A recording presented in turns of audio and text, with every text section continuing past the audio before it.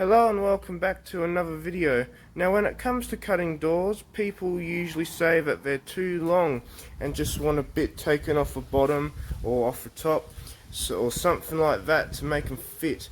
Now what if you want to cut a door skinnier, to make it thinner, to fit into a weird door frame size? Because in my shed I have this weird door frame that is 805mm wide, and the closest door size I can get is 820mm wide, which means that this is 15mm too thin for that door to fit in. Just a disclaimer before we start doing this, you will need a straight edge that goes longer than your door, either a piece of wood or a piece of metal, a piece of wood that doesn't have any knots or any imperfections in like that. First of all, because this is a hollow core door, you want to check that your wood there is thick enough for what you want to take off.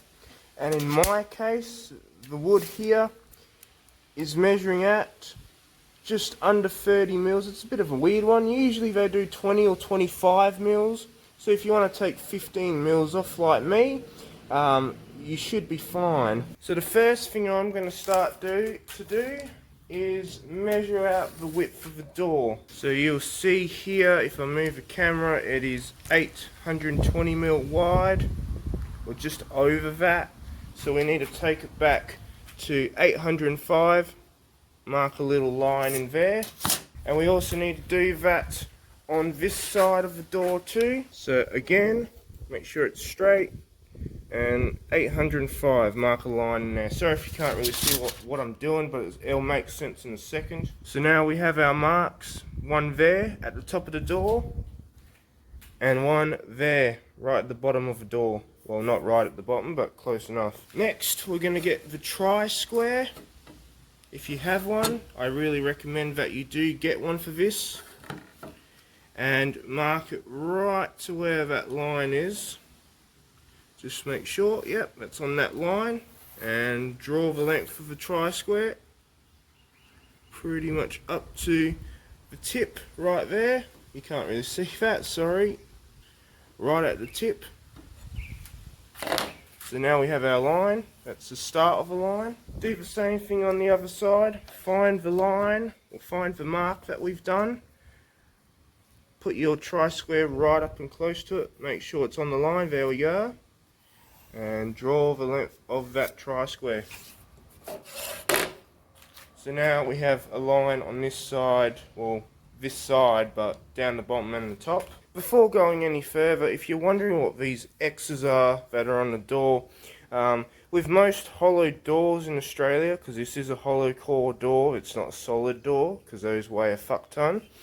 With most hollow core doors in Australia, they'll put wood on only one side of the door, so you can only put the lock joint on one side of the door. I've tested over there on the other side, and that's hollow all the way through. It just changes. You can tell where the wood is because it will change pitch and it will sound more solid in these areas than it will down there and down there. And we've also verified it by the old door, because I had a handyman try and put this one in. Well, he was sort of like an amateur and he didn't really do a good job and fucked this door up. So we've got a solid joint, solid hole there with solid wood in it, and a hollow one with just the honeycomb through it, if you can see that. It goes straight through to the other side. Okay, now it's time to take the straight edge that we have and lay it down on the door. Now this is just a piece of steel flashing. I don't know what the dimensions are and shit, so I don't really care. As long as it's straight, which it is, it hasn't been touched. Alright, now this step gets a little bit tricky. Now with your steel flashing, you want to sort of match up one side first, and it's sort of matched up there. There is a little bit of a gap. We do want to keep a little bit of a gap. And then go to this side, and then match it up again. Now this is a little bit longer than the door, it doesn't really matter. And then you want to trial run with your pencil, and that goes a little bit in, so we want to move it a bit forward. Just like that, pretty pretty damn close. And this side has got a bit of a gap now, so we want to move it pretty close. And trial it with your pencil again, just like that. That still goes a bit in. So move it just a bit further closer. And that's pretty perfect there. And now this side as well, same thing. You just want to keep eyeballing it till it looks very similar or very close to the original line that you've drawn, and that's very similar there.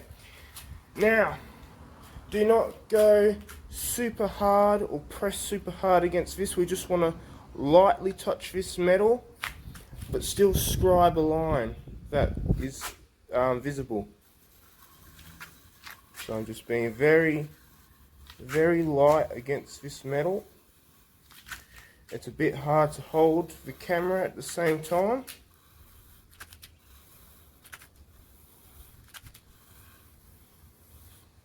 There we go. And look, if it's a mil or two off, because there's my original, if it's a mil or two off or whatever, it doesn't really matter. And there's some spots where it's not really visible, but you can see it. And this line is meant to just be a guide, okay? So it's fine like that. So I'm going to use a circular saw and I'm going to rip through this door, because we are really following these lines, and I am going to use a miter guide to stop me going off course. And also, by the way, this door needs to be taken up a little bit, so I'm going to cut there. Just draw a line at 2020, because this door is 2040 mils long. Draw a little mark at 2020. Get the tri-square or the set square, whatever the fuck you want to call it, in, and make sure it is tight up against there. Other side. Okay, lines marked. So we've got the bottom of the door. I fucked up a little bit here, so I had to erase that and redraw that line, because I didn't have my set square perfectly square on the door. So yep, I fucked up, but I corrected that. And then all along here, all 2 meters of it, and it got blurry towards the middle, because it doesn't want you to see my imperfections. Not that there are any. Well, I don't know, it might be 1 or 2 fucking mils off, but we're not going to worry about that. So yeah, just cut there, and there to there. So the fun part starts now, and we get to cut the door. Now I am going to be using a miter guide, or a straight cut, straight guide, whatever the hell you guys call this, because I know it goes by many different names, and I'm going to be very exact, because I don't want to fuck this door up. There we go. So you can see my 0 degrees is pretty much cutting in the middle of that line. If you want to be very super exact, take it very nice and slow. That's what I'll be doing.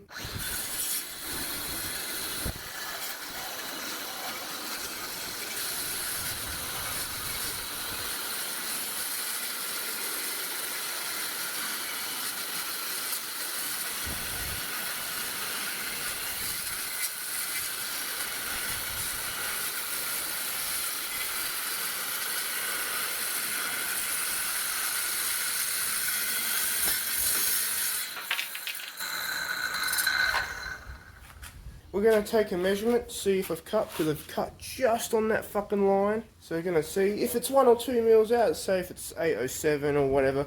I'm not going to worry too much about it. Alright, so first measurement is... okay, well it's about 803 on the dot. Yeah, like 1 or 2 mils off.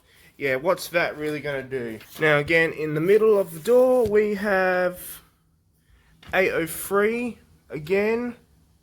And at this end of the door, pretty much 803 again. So I've probably cut a little bit to the inside of the line, but 803 compared to 805, 2 millimeters.